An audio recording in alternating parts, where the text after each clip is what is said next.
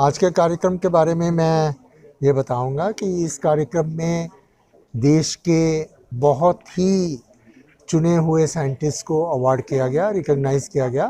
मैंने उन वैज्ञानिकों का परफॉर्मेंस, उनका कैपेबिलिटी पर पिछला रिकॉर्ड सब देखा है, तो ऐसा लगता है कि सिलेक्शन इतना अच्छा हो रहा है इन अवार्ड्स का कि ये अवार्ड्स धीरे धीरे अपने आप को देश में इतना स्थापित कर रहे हैं जिसमें बड़े से बड़े वैज्ञानिक भी इसे जुड़ना चाहते हैं।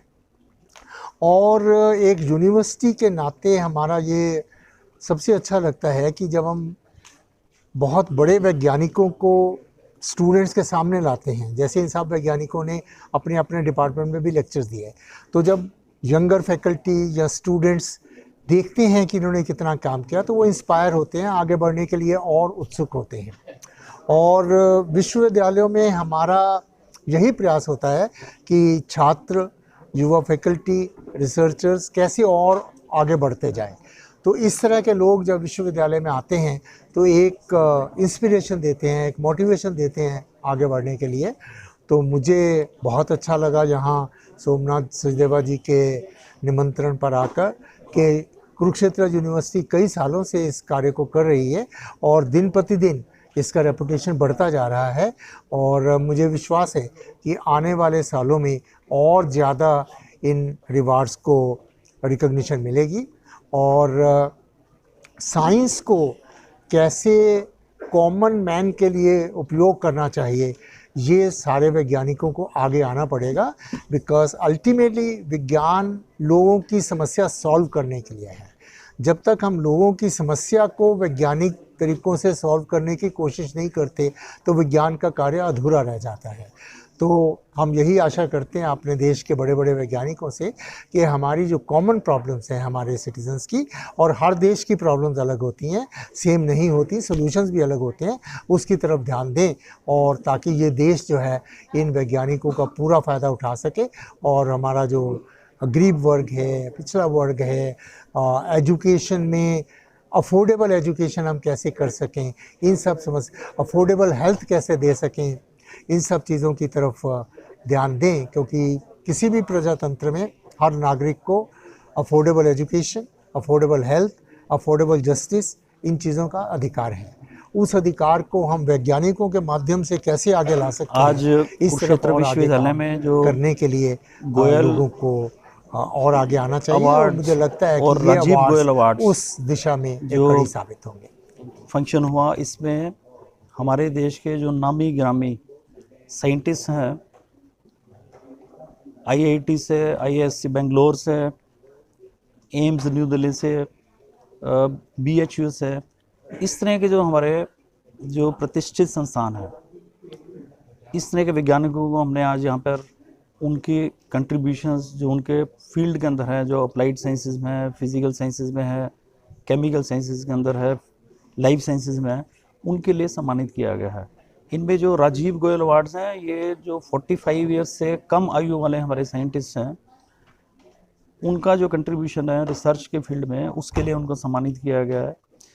ये सभी के सभी अवार्डीज़ अपने अपने फील्ड के अंदर इन्होंने बहुत ही उत्कृष्ट काम किया हुआ है। बहुत सारे अवार्ड्स इनको मिले हुए हैं और आज जो गोयल अवार्ड्स दिए गए हैं उसको लेकर भी सभी अवार्डीज़ का ये मानना है कि जिस तरह से हम नोबल अवार्ड्स को जानते हैं पूरे विश्व के लेवल पे, किसी भी यूनिवर्सिटी द्वारा स्थापित भारत के अंदर ये उसी तरह के अवार्ड्स हैं जिनकी रिकग्निशन भी जिस तरह विश्व में नोबल प्राइजेस की है, उसी तरह से गोयल अवार्ड्स की भी इस तरह की रिकग्निशन है। और जितने भी हमारे उच्च कोटि के साइंटिस्ट भारत के अंदर हैं, आज इन अवार्ड्स के लिए वो अप्लाई करते हैं। हमारी एक कमेटी है जो कि बहुत ऑब्जेक्टिव क्राइटेरिया फॉलो करके इनका सिलेक्शन करती है और इसी तरह से उनको सिलेक्शन के बाद हम लोग सम्मानित करते हैं। तो मुझे उम्मीद है कि इन अवार्ड्स के माध्यम से हम लोग अपने जो युवा हैं, जो हमारे युवा रिसर्च स्कॉलर्स हैं, जो हमारी युवा पीढ़ी है, उनको हम ये मैसेज देने में कामयाब होंगे कि आने वाले समय के अंदर वो भी एक अच्छे रिसर्चर बने और अपनी रिसर्च और पेटेंट्स द्वारा वो भारत की उन्नति में, भारत की प्रोग्रेस के अंदर अपना योगदान दे। हमारी रिसर्च इस तरह से हो जो कि जो हमारे को एक एनवायरनमेंट फ्रेंडली सॉल्यूशंस दे पाए हमारी विभिन्न प्रॉब्लम्स का, और कॉमन मैन के प्रति जो कॉमन मैन की प्रॉब्लम्स हैं उनको हम लोग एड्रेस कर पाएँ। तो मुझे उम्मीद है कि ये अवार्ड्स अपने इस मकसद के अंदर कामयाब होंगे। जो इसके संस्थापक थे जिन्होंने एंडोमेंट इसके लिए दिया, लेट श्री राम एस गोयल जी, उनके प्रति भी कुरुक्षेत्र विश्वविद्यालय अपनी कृतज्ञता प्रकट करता है कि उनके एंडोमेंट की वजह से ये अवार्ड्स हमारी यूनिवर्सिटी ने स्थापित किए थे, और आज इतने बड़े मुकाम पर ये पहुंच चुके हैं कि सब बड़े बड़े साइंटिस्ट इसमें अप्लाई कर इस अवार्ड को लेना चाहते हैं। तो उनके प्रति भी मैं आभार व्यक्त करता हूं, और उम्मीद करता हूं कि आने वाले समय में इन अवार्ड्स को हम और भी ऊंचे लेवल पर लेकर जाएंगे। धन्यवाद। अवार्ड मुझे अपने 35 साल के कार्यकाल रिसर्च अध्ययन में मिला है, और मैंने कालाजार पे काम किया है, और इसके बदौलत आज कालाजार उन्मूलन होने को है। जबकि पहले हम 3 से 4 लाख मरीज हुआ करते थे एक साल में, और अब वो मरीजों की संख्या घट के 1200-1300 हो गई है। तो ये सब हुआ है क्योंकि एक हमने रेजिम निकाली, एक हमने दवा निकाली थी जिसमें एक डोज से ही कालाजार ठीक हो जाता है। पहले महीनों दवा चलती थी, 1 महीना 2 महीना भी चलती थी, अब जो है एक डोज से ठीक हो जाता है। तो ये मेरी इन्हीं उपलब्धियों के लिए मुझे ये अवार्ड मिला है। युवाओं को क्या संदेश देना चाहिए? हम कहेंगे कि अपने क्षेत्र की प्रॉब्लम को समझें और उसको उसी पे काम करें, उसी पे रिसर्च करें, और सिर्फ साइंस पढ़ें तो रिसर्च के बिना साइंस अधूरा है। तो साइंस ज़रूर, रिसर्च ज़रूर करें। हाँ, ये गोयल अवार्ड है, ये मुझे अप्लाइड साइंसेस के लिए दिया गया। मैं सारी उम्र अपनी ज़िंदगी की काटी है एम्स के अंदर, एम्स न्यू दिल्ली में, जहाँ मैंने एक new department, new speciality establish की थी, ट्रांसप्लांट इम्यूनोलॉजी एंड इम्यूनोजेनेटिक्स। ये 70s की बात है, 1970s में इस तरह की कोई स्पेशलिटी इंडिया में नहीं थी, और इसके आने से अब काफ़ी ऑर्गन ट्रांसप्लांट होने शुरू हो गए इंडिया में, और काफ़ी सक्सेसफुल होने शुरू हो गए।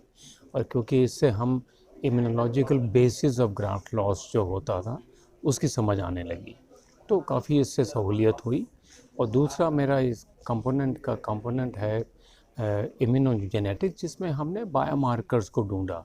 काफ़ी डिजीज़ इंडिया में जो हैं, और उनके लिए बायोमार्कर, उनके लिए एक जेनेटिक मार्कर कि अगर वो है तो उनको possibility of developing the disease high होती है। तो ये दोनों तीनों चीज़ों को मिला के जो कंट्रीब्यूशन मैंने किया पिछले 40 साल से ज़्यादा के समय में, उसके लिए इन्होंने अवार्ड दिया। मैं इनका बड़ा धन्यवाद करना चाहता हूँ।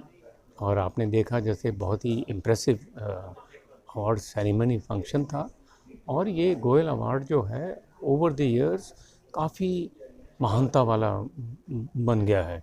हमें काफ़ी अवार्ड मिले हैं ज़िंदगी में, लेकिन ये